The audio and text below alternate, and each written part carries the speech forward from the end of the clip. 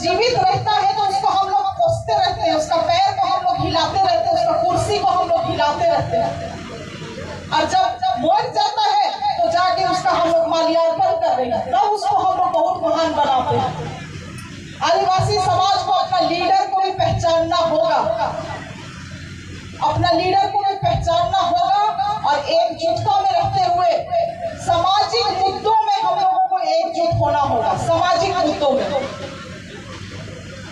ये बहुत जरूरी, नहीं तो हम अपना ही महत्व साबित करते हुए कि हम यही बताते रह जाएंगे कि शिल्पी नेहा तिर्की कितना महान है, कितना महान है, और हमारा खत्म हो जाएगा जीवन और हमारा भी मूर्ति लगा देगा और माल्यार्पण करेगा बस। इसीलिए हम लोग अपना केवल महत्व साबित नहीं करें, मगर इस बात को समझे कि हम लोगों का कंधा में इस समाज का भार है। जैसे आज ये लोग रंपा चंपा को धर के लाया ना, भार लगा, वही भार हम लोगों का कंधा में है।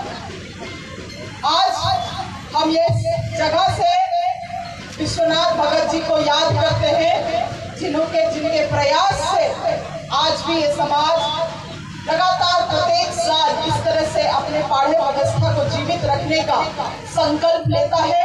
उनकी पत्नी नीलमणि जी को जो लगातार अपना संघर्ष आज भी जारी रखी हुई है, एक एकल महिला होके अपना संघर्ष को जारी रखना इतना आसान नहीं है, मगर बड़ी बहन नीलमणि जी आज भी अपना संघर्ष को सामाजिक रूप से जारी रखी हुई है, अपने पति का नाम को जीवित रखी है।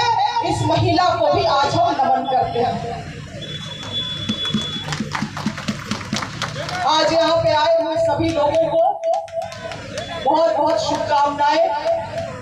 जो पाढ़ा समिति है, जो इस कार्यक्रम का आयोजन कर रहे हैं, उनको भी हमारे तरफ से बहुत बहुत धन्यवाद है। लगातार आप लोग सीमित संसाधन में इस तरह के कार्यक्रम को करते आ रहे हैं।